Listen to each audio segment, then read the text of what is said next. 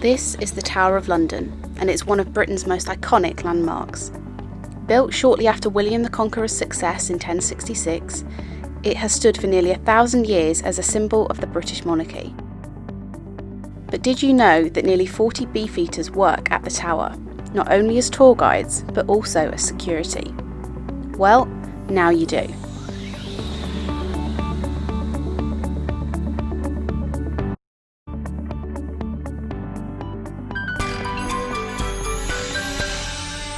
TCC Talks, to a Beefeater. The Crown Chronicles spoke to Yeoman Warder Dave Phillips about his life and work at the Tower of London. So today I am talking to one of the infamous Beefeaters. This is Dave Phillips. He is a Yeoman Warder and he lives and works at the Tower of London. Hi Dave, how are you doing today? I'm very well, thank you, and lovely to speak to you. Fantastic to have you. It's a really fascinating job you've got, so I think people are going to be really interested to hear about what you do, where you live, and all those bits and pieces that go along with it. Can you just tell me a bit about what you actually do? What does a Yeoman Warder do? We are part of the Sovereign's bodyguard. We're a detachment that when the kings and queens lived at the Tower of London, we had a detachment here of about 800 men who guarded the kings and queens as a private army. Mm-hmm. And they actually went to war with the kings and queens. But of course, whenever they left to go to war, they always left a small detachment here to guard their home while they were already fighting. So we've been here ever since, guarding Her Majesty's Royal Palace and Fortress, the Tower of London. We are one of the oldest bodies in the world. We have worked here continuously for about 900 years. But to be fair, we've only been Yeoman Warders since 1485. And now, of course, today, the role is very much tourist related. Mm-hmm. Probably our public face is when we take people on guided tours. For about an hour, we interpret the history of the Tower of London for our international visitors. And those tours can be anything from 50 people to about 350 people. Gosh. For an hour. Wow.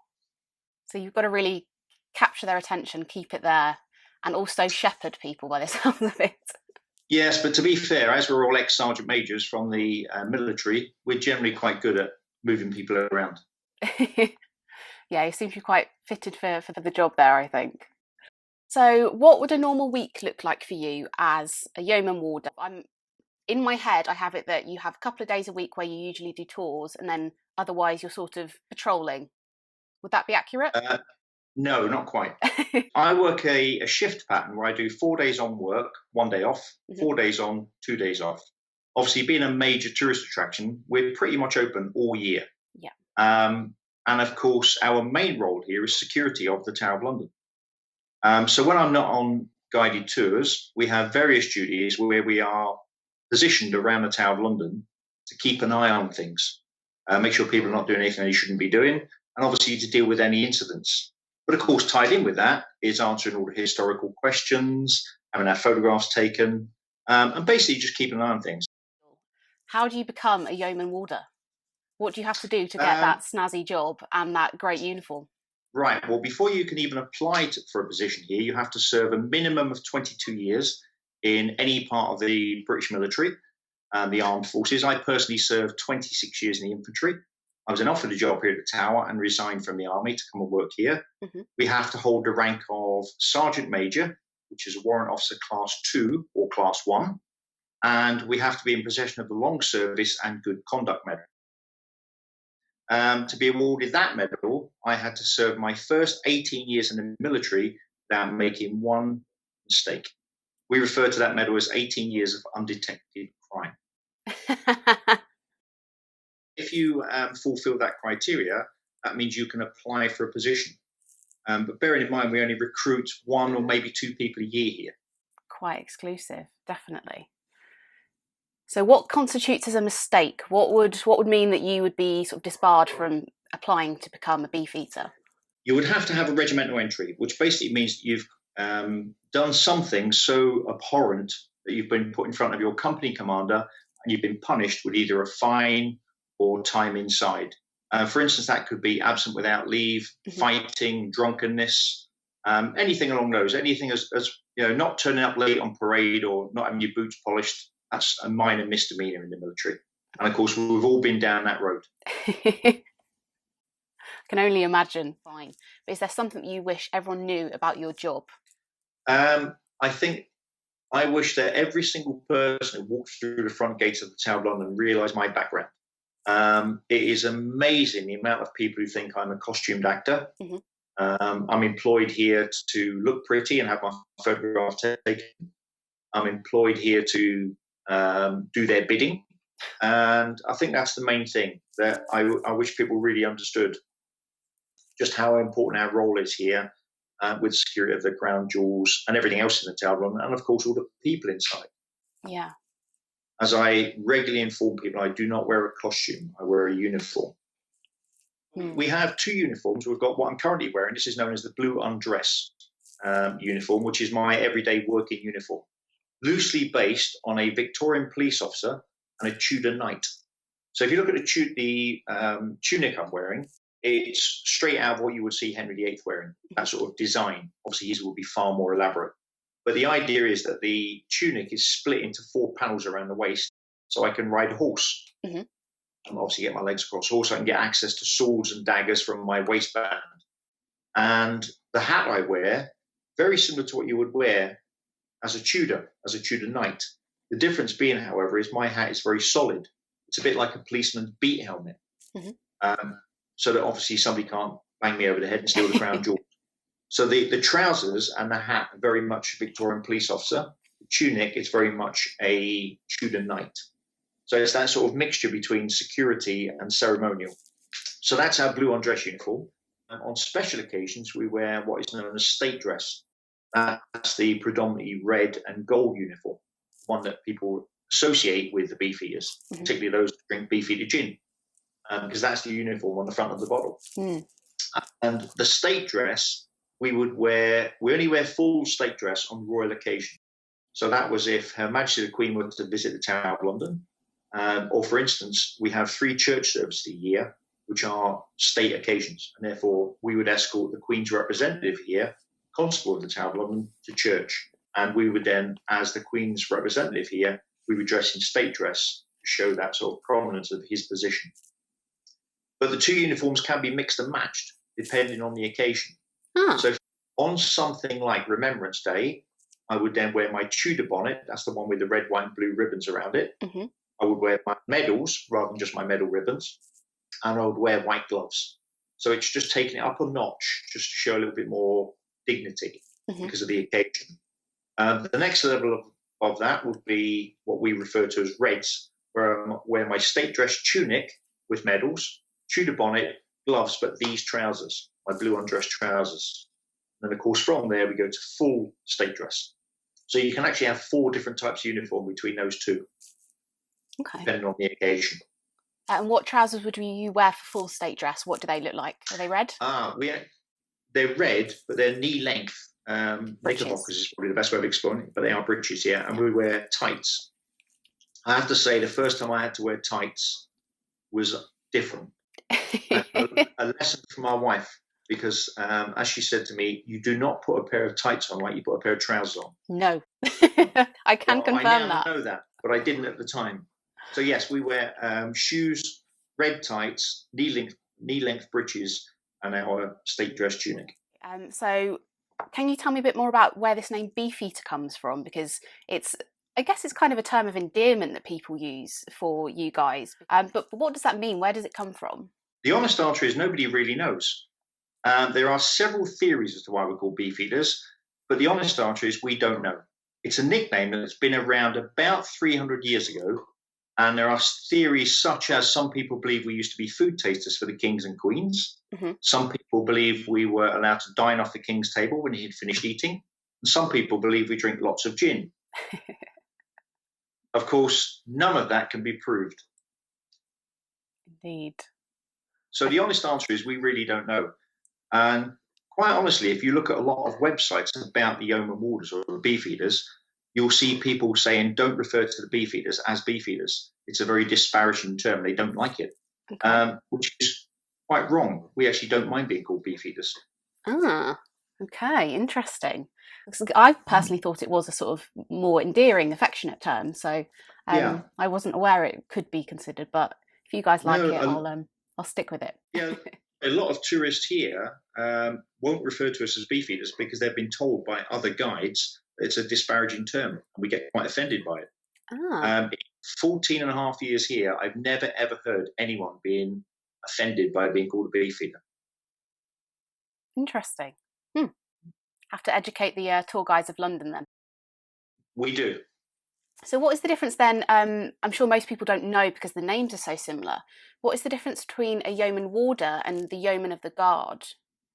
Well, a Yeoman of the Guard, they are recruited under exactly the same rules as us. Okay. Either 22 years in the military, long service, good conduct medal, rank of sergeant major, but they all work out of St James's Palace, and they are volunteers. So unlike me, who is a full-time employee who's salaried, they work purely for the honour of the job. So you'll see the Yeoman of the Guard wearing their state dress uniform, and they predominantly work at things like state opening of Parliament, Buckingham Palace garden parties, and Queen's receptions, their royal reception at Buckingham Palace. Whereas we could go and help them if they're short of manpower, they wouldn't come and do our job because we are in two different uniforms and we are salaried. But to add to the confusion, as Yeoman Warders, on appointment, we are sworn in as Yeoman Warders at the Tower of London. And some months later, we then go over to St James's Palace and we're sworn in as members of the Yeoman of the Guard because we have to be to wear that state dress uniform. Okay. So we're actually both. That's interesting. I wasn't aware of that at all. I knew there was a difference, but didn't know there was overlap. Yeah, there is. But they're only, if you saw me stood next to a Yeoman of the Guard, you would notice one slight difference in our uniform. On a Yeoman of the Guard uniform, you'll see they wear a cross belt diagonally across their chest, a bit like the old Sam Brown military belt. Whereas when I'm wearing my uniform, I don't have that cross belt. And it's all based on the weaponry that we used to carry. I carry an 8-foot-long spear called a partisan and a sword, whereas the Yeoman of the Guard used to carry an arquebus, which is like an old blunderbuss. And that strap was to support the weight of the arquebus when it was hung around their belt. Okay. Have to look out for those details. There is a slight difference, yeah. Interesting. See, I'm learning all these new things already, and I thought I was kind of savvy in this area. It's a very popular misconception that we are Yeoman of the Guard. And that's what I say, we are. But we're also Yeoman Warders, whereas the Yeoman of the Guard are just Yeoman of the Guard. I say just, that's probably not quite fair. You know, they've been through similar stuff to me. Be there. But for you, it's the warder side of the job that is the most prominent in what you do. Yes, absolutely. 99% of my time, I am here at the Tower of London carrying out duties within historic royal palaces. Now, I absolutely have to know, what is it like to live at the Tower? It's such a historic building. So much has happened there. It's seen so many kings and queens come and go, so many wars. What on earth is that like? It sounds very strange, but living here is quite normal. Okay. Albeit, when I go out shopping, I walk through a castle to get out to the gates to go to the shop. And I think every now and again, you forget just how special and how privileged it is to be working here and living here. And it's, I think, when I have friends or family come to stay, and as you're walking down the hill from the tube station, and suddenly for the first time they look at the Tower of London, and you get that sort of, wow, you really live in there. Refreshes your love for the place. I mean, when I walk into my house, everything in the house belongs to me. It's my furniture. It's my pictures on the wall. It's my books on the bookshelf. Everything belongs to me. And having been in the military for so long and traveled all over the world with and without my worldly goods, it really does feel like home. But of course, the difference is, if I look out my window right now in my study, I can see the back of the Jewel House. And the inner curtain wall. And of course, my house is in the North Bastion. So if you imagine the White Tower in the centre of the grounds, there's then an inner curtain wall around that, and then an outer curtain wall, then the moat. And my home was built as a defensive structure in the central north part of the wall. The tower has actually got about 100 people living inside it. So the vast majority of us live in that outer curtain wall. There's houses built into the wall. So I overlook Tower Hill Underground Station, whereas some of my colleagues overlook the city and overlook the east of London. And of course, there's no houses on the south because you've got the River Thames there. We also have some people live in the inner part of the tower. So the inner ward, there's a few blocks there and a few houses, but the vast majority live in the outer walls, which of course isn't open to the public. But during the normal opening hours, they can walk along the inner wall and look down at our homes in the outer wall and our car parking spaces and our washing on the lines, things like that. That must be quite an unusual experience for people that don't realise that you guys are living in that sort of outer segment, to see normality and modern life going on within, you know, 1,000-year-old structure. Yeah, it is amazing. I would say that all of us get asked on a regular basis, do we have communal kitchens? Do we all go and dine together? But of course, we've all got self-contained homes, be that houses or apartments. During my breaks, I might be sitting outside my house in the summer with a cup of tea, and people can see me and photograph me, sitting on a bench having a cup of tea. So life is pretty normal outside of work, apart from I live in a 900-year-old castle. So you guys probably are some of the most photographed people in the world. I bet your faces appear across the internet. Yeah, absolutely. I mean, if you do a search on anything, Google, type in Beefeaters or Yeoman Warders, and there'll be absolutely hundreds of thousands of pictures of various members of our staff. Going back many years, of course. So, yeah, I mean, we did have somebody one day who was obviously very bored and counted how many photographs he had in a day. And he suggested that during one summer's day, he had 600 photographs taken. Wow, that must be some quick mental arithmetic. Well, and also you've got to remember, that's the ones that he knows about. What you don't know about, of course, while you're standing talking to someone, and there's somebody off to a flank taking a photograph of you that you'll never know happened. So 600 he knew about. Wow. So yes, there's a lot of photographs taken. Amazing.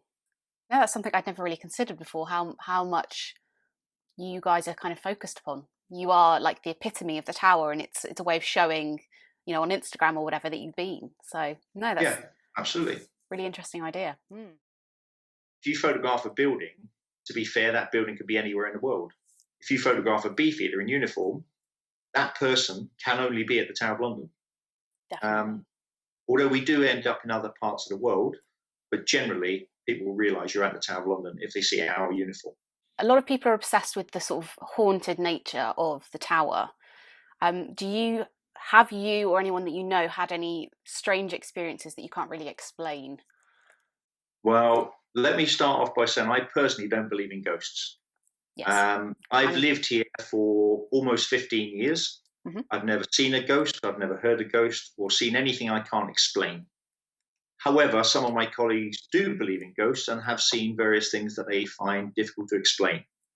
Personally, I put it down to alcohol.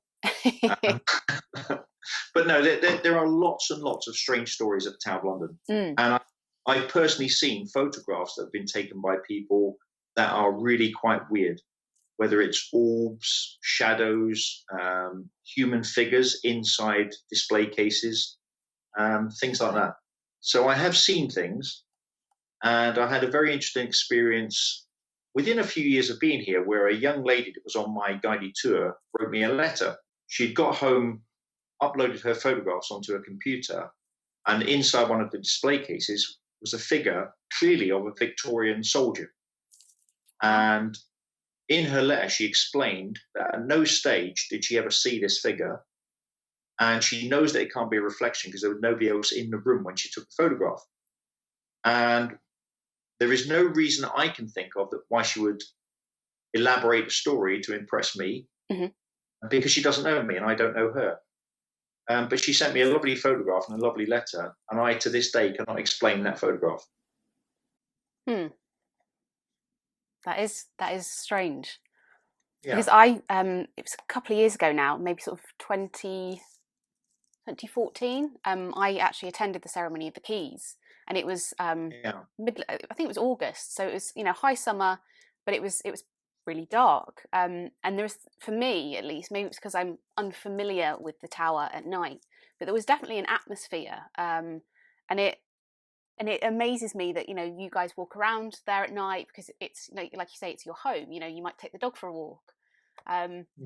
So it kind of baffles me that you don't feel that, but because I don't necessarily believe in, but maybe it was just because it was such an ancient ceremony and it was, a privilege to see.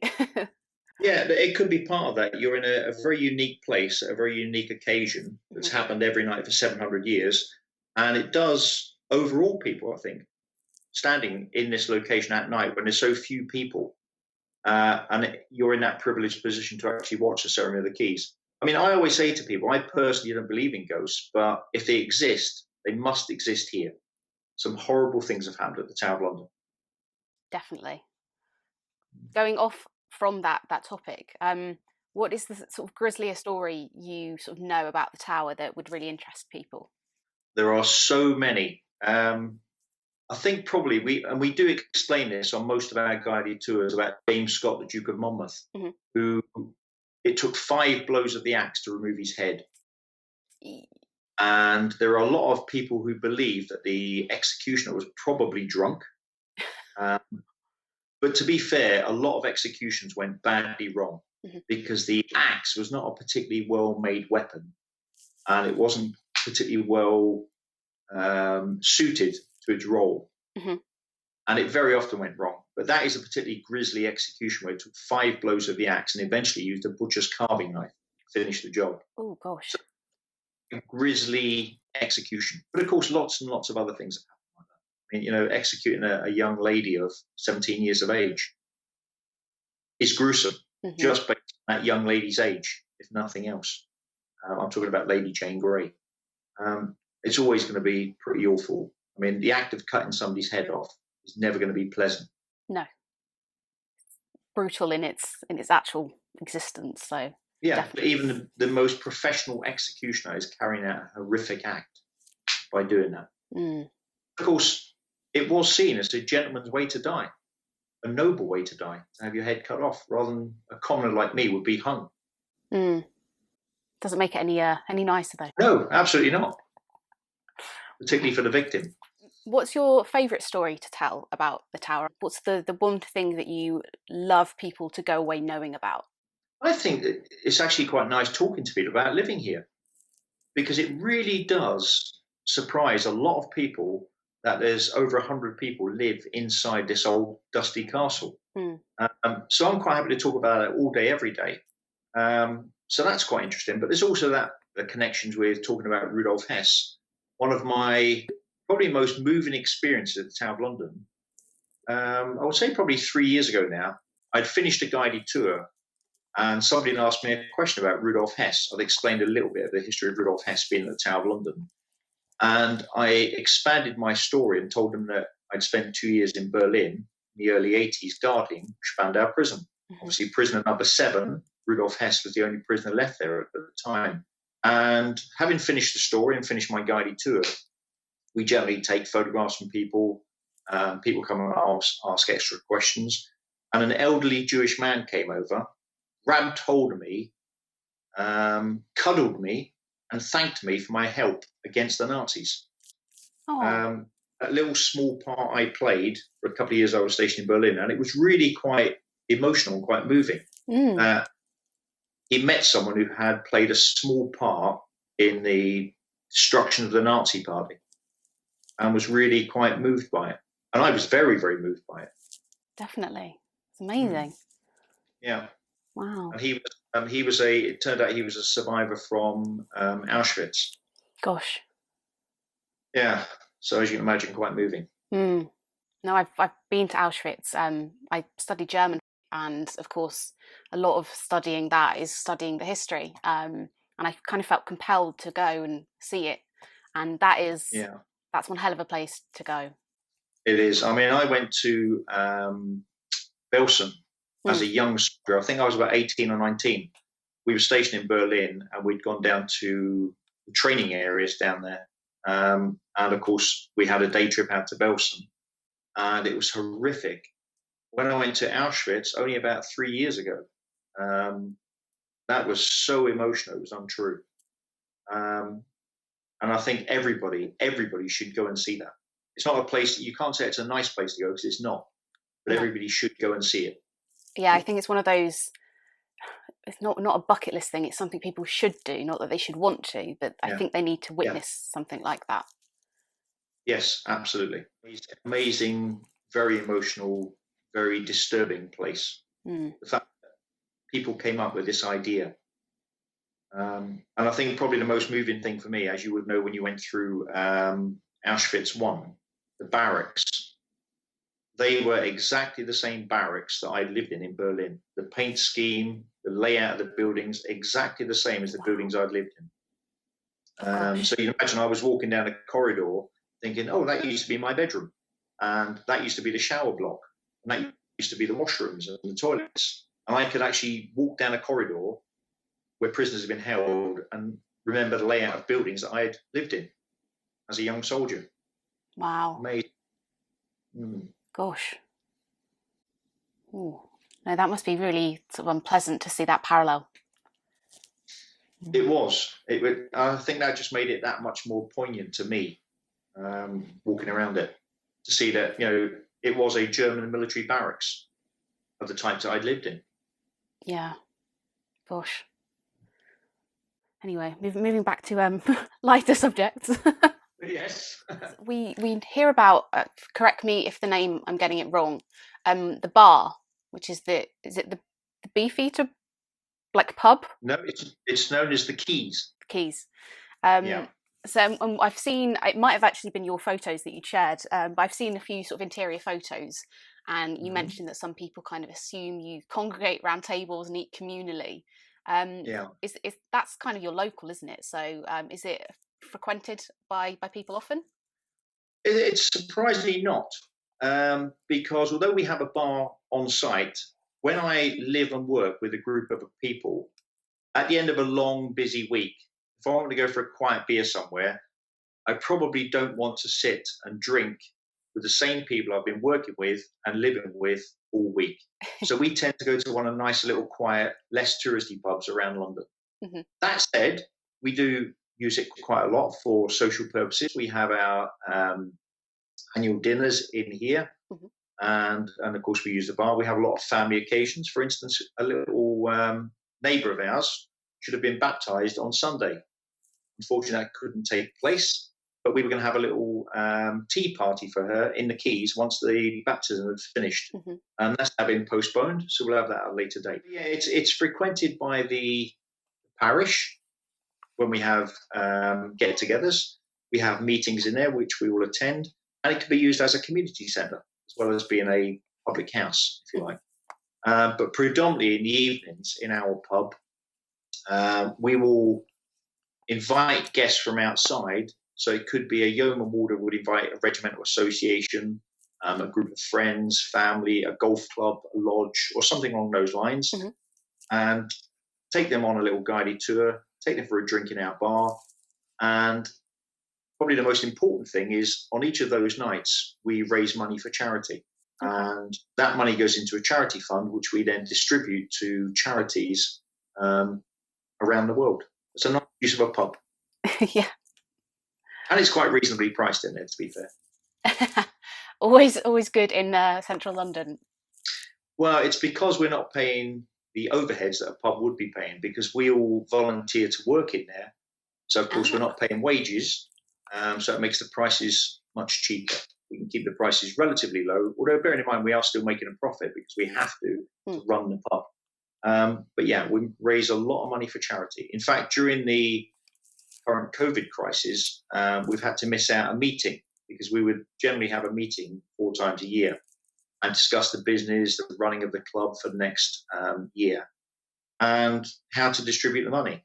Because we couldn't have a meeting, we had a virtual meeting and distributed the money that we'd made for charity via Zoom, I think we used. Mm-hmm. We held a meeting, we all voted on where the money should go, and it was all distributed to various charities involved in fighting COVID.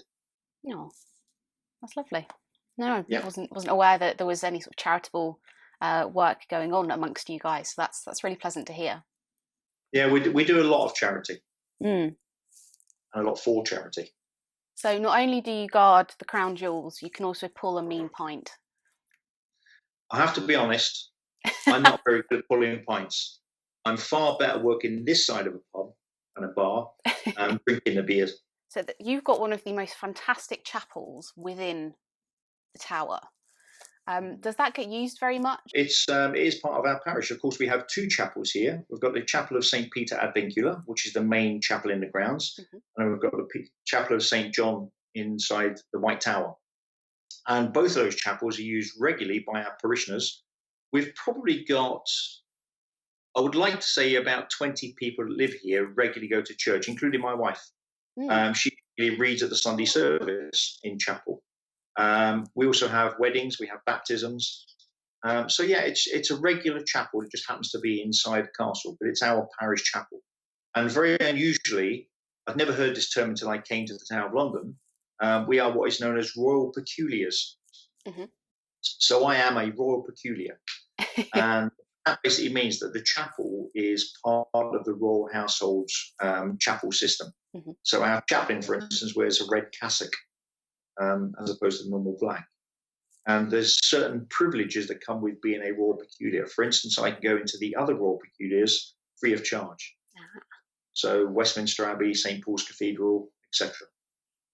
Which is quite nice. But yeah, we have regular baptisms, weddings, sadly the occasional funeral or funeral service here, member services, things like that. But it's a regular church. And to my final question, what does retirement look like? How does that work for a Yeoman Warder? It's something I'm starting to plan for now, because I am personally planning on retiring while I'm young enough to do what I want to do. There's a lot of the world I haven't seen yet, and I want to get around and see some of that. So retirement varies person to person, but the plan is my wife and I are moving back down to Wales, where my wife is from, and we're going to, I wouldn't say have a peaceful retirement, because I'm still young enough to volunteer, do various other bits and pieces. But yeah, when you retire, you go back to your own house, and then you give up your house here, and the next person taking up the role takes over your house. So retirement is, for me, a few years away yet. I'm only 37, so still a few years away. But yeah, I'm looking forward to it. It will be quite a change of pace, I imagine, from the hustle and bustle of what is the Tower to more relaxed pace of life. It will be, and it's amazing the amount of friends and family who have said you're not going to miss London. And the fact is, I won't. Not because I don't like London, but whilst we've been here for the last 14 years, we've really taken every opportunity to do pretty much everything we can in London. And we've been here long enough now that we're now doing things for a second and third time. So when I do retire, you'll be looking forward to a nice, quiet life. Lots of visits to the theatre, lots of travel, lots of catching up with friends and family. And of course, probably most importantly, catching up with our grandchildren. Definitely. So do you get to keep the uniform, or is that passed on and sort of remodelled for the next guard? No, it's not remodelled, but it is handed in. When you leave here, you hand a uniform in because, of course, it belongs to my employer, HRP, Historic Royal Palaces. And it can then be reused as need be. But of course, what happens is when you arrive here, everybody is issued their own uniform because it's all tailor-made to the individual. So yes, it could be reused for various things. It could be used for displays, things like that, or being clothing that's been fairly well used. Chances are a lot of it will be destroyed. Oh, that's a shame. Well, it's been wonderful to talk to you today, Dave. That was really insightful, and I've personally learned a lot, and I thought I knew a good deal about the Tower and the Beefeaters. So thank you very much for your time today. It was great. My absolute pleasure. Just to say, it's been quite nice, quite interesting. Yeah, I think so. Keeping me on my toes, not knowing what's coming next. I look forward to seeing your podcast or vlog.